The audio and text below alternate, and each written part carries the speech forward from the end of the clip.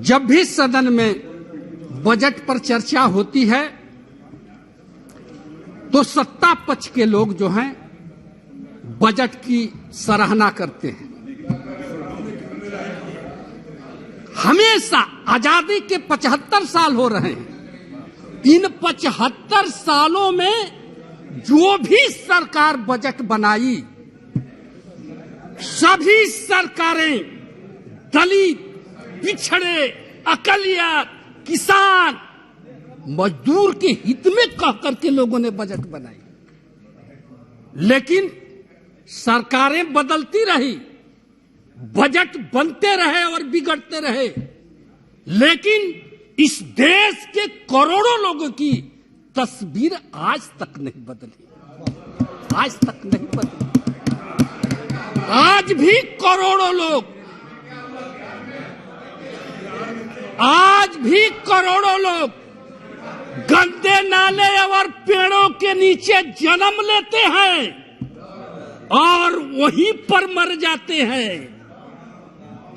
वहीं पर आज भी मर जाते हैं। इसलिए महोदय हमें इसके तरफ नहीं जाना है, लेकिन हमें सदन के माध्यम से सरकार को बताना चाहते हैं कि बड़ी अरमानों से बिहार की 13 करोड़ जनता ने आपको 2019 में 40 सीट में से 39 सीट एनडीए के खाते में डालने का काम किया था। लेकिन 40 सीट में से 39 सीटें 40 बहुत आशा, उम्मीद और अरमान के साथ इस बजट पर निगाहें रखी थी बिहार की जनता। उसको विश्वास था कि बिहार को विशेष राज्य का दर्जा इस बजट में जरूर प्रावधान किया जाएगा, क्योंकि यह मांग जब बिहार में गठबंधन हम लोगों की एनडीए की सरकार थी, बीजेपी और जेडीयू की जब सरकार थी, उस समय विधान परिषद से लेकर विधानसभा तक सब लोगों ने पारित करके भेजा था केंद्र को कि हमको बिहार की विशेष राज्य की दर्जा चाहिए। जब बिहार से झारखंड अलग हुआ था तो केंद्र सरकार ने उस समय वादा किया था कि बिहार को हम लोग विशेष पैकेज दे करके विकसित राज्यों को श्रेणी में लाने का काम करेंगे। न तो बिहार को विशेष राज्य का आप दर्जा दिए, न बिहार को कोई पैकेज दिए। झूठ नहीं, ये सच्चाई है। ये सच्चाई है। आपने बिहार को कौन सा पैकेज इस बजट में दिया है?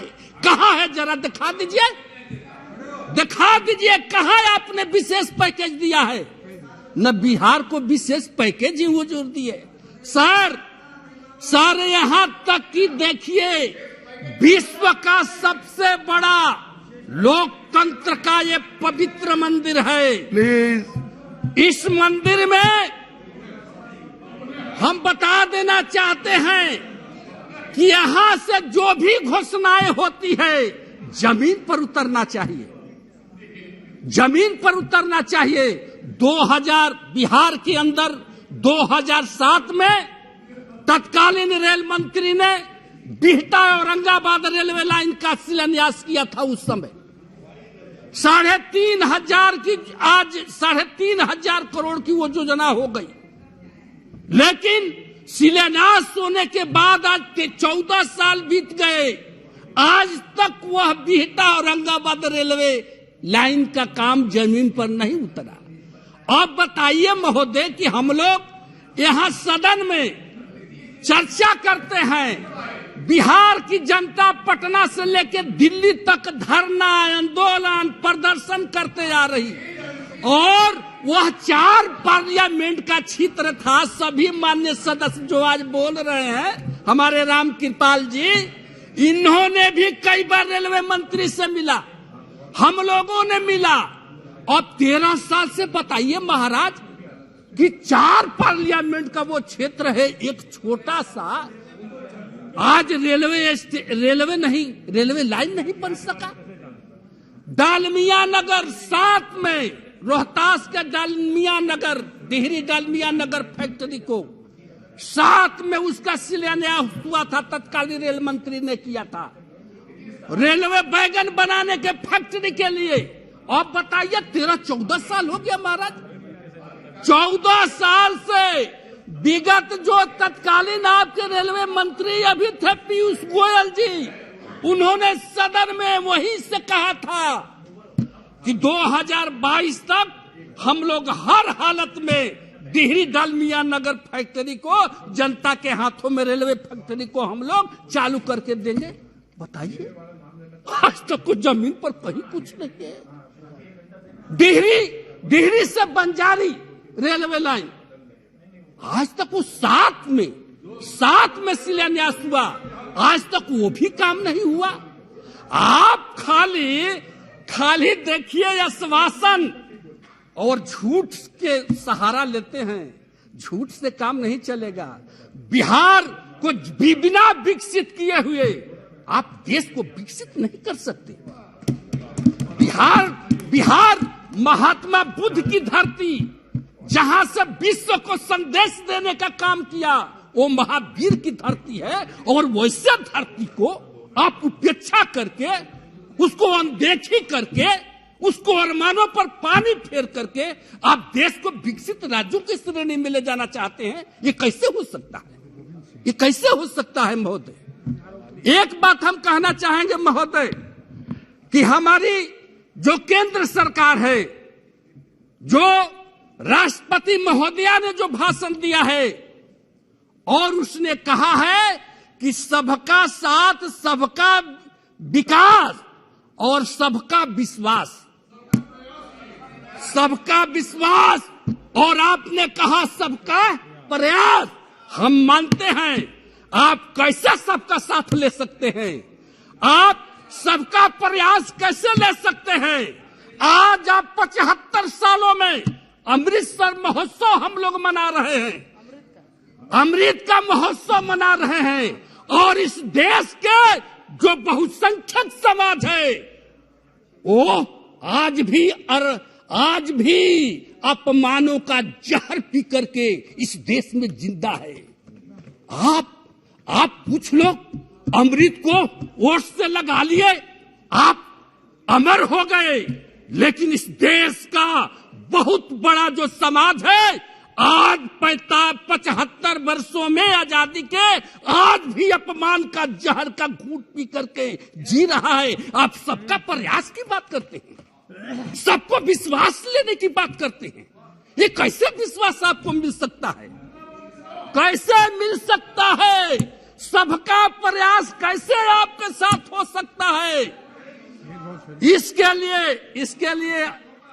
इसके लिए सभापति महोदय, हम सरकार से आग्रह करना चाहते हैं, देश के आजादी में इस देश के सारे लोगों ने अपनी कुर्बानी दिया है, चाहे हिंदू हो, चाहे मुसलमान हो, चाहे सिख हो, चाहे ईसाई हो, चाहे बौद्ध हो, चाहे इस देश का दलित हो, चाहे महादलित हो, चाहे अगड़ा हो, चाहे पिछड़ा हो, सब लोगों ने इस देश की आजादी में कुर्बानी दिया है। और सब लोगों का ये अधिकार है इस देश के मिट्टी में, इस देश के हवा में, इस देश के न्यायपालिका में, कार्यपालिका में, विधायिका में, सब लोगों का अधिकार है। सब लोगों को जब तक आप प्रतिनिधित्व नहीं दीजिएगा तो कहिएगा कि सबका हमको प्रयास चाहिए, सबका विश्वास चाहिए। एक तरफ देश के अंदर कोई हेलीकॉप्टर से जाकर के शादी विवाह अपनी बहू बेटियों का करता है, और इस देश के अंदर दलित, आज भी दलित जो है घोड़ा पर चढ़कर अगर शादी करने जाता है तो उसको आप उतार देते हैं और कहते हैं कि सबका साथ चाहिए, सबका साथ चाहिए। ये कैसे हो सकता है? इसके लिए एक उपाय है सभापति महोदय, अगर हमारी केंद्र सरकार अगर चाहती है कि सबका प्लीज बैठ जाइए, अगर आपका जब अवसर है तब बोलिएगा। तो एक ही उपाय है महोदय कि जो इस देश में सामाजिक जो व्यवस्था है यह गैर बराबरी व्यवस्था है और यह व्यवस्था जैसे आरएसएस प्रमुख भागवत जी ने कहा कि इस देश में जाति कोई भगवान ने नहीं बनाई है, आदमी ने बनाया है। तो हम उन लोगों से कहना चाहते हैं कि अगर आप सबका साथ, सबका विकास, सबका प्रयास चाहते हैं, इस देश को विश्व में सबसे महाशक्ति और विकसित राष्ट्र बनाना चाहते हैं, तो एक काम तो देखिए करना होगा। एक काम क्या करना होगा कि या तो जो लोग गैर बराबरी व्यवस्था के तहत जो लोग नीचे गिराए गए हैं जात पात के नाम पर, उन लोगों को आपको ऊपर उठाना होगा और उनको ऊपर उठाने के लिए उनको ऊपर उठाने के लिए न्यायपालिका, कार्यपालिका, विधायिका और देश के सीमा में जितने रेजिमेंट हैं उसमें सब लोगों को भागीदारी देना होगा। सब लोगों को भागीदारी देना होगा। अगर आप भागीदारी देना चाहते हैं तो उसके लिए एक काम और करना होगा। अब समाप्त कीजिए जी। अरे महोदय, हमारा 20 मिनट का टाइम है। और भी वक्ता है आपके दल के, प्लीज। का समय है महोदय, आपके दल के और भी मान्य सदस्य हैं, इसलिए महोदय आपको सबको जब हिस्सेदारी देना होगा तब इस समाज में शांति व्यवस्था कायम होगी और सब लोगों के अंदर देश के प्रति ममता होगा। तो इसलिए उसके लिए एक काम करना है कि देश के अंदर आप जातीय जनगणना कराइए। देश के अंदर जातीय जनगणना कराइए। जब इस देश का जब जानवर की गिनती हो सकती है, इस देश में शेर, भालू, चीता, भेड़िया की गिनती हो सकती है, उसकी जनगणना हो सकती है, जानवरों की हो सकती है, तो तब मानव की जनगणना क्यों नहीं हो सकती है? और जब तक जनगणना नहीं होगा तब तक ये पता नहीं चलेगा सभापति महोदय कि कौन जाति की इस देश में कितनी संख्या है। और जब तक संख्या उनकी गिनती नहीं होगी तो उनको हिस्सेदारी और भागीदारी ये सरकार कैसे दे सकती है? कैसे दे सकती है?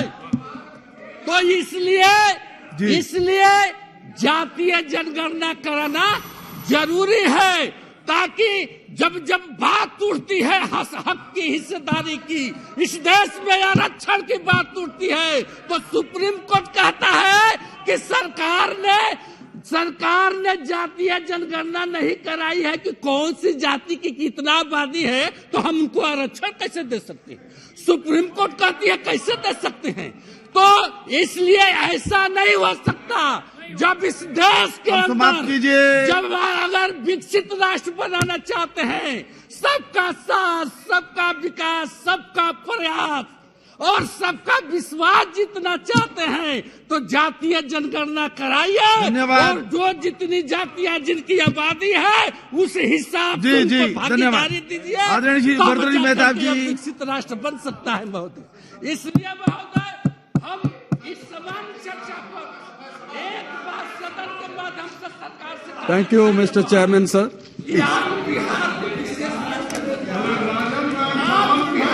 जी बैठिए, हो गया आपका विषय हो गया, प्लीज जी मेहताब साहब। Thank you.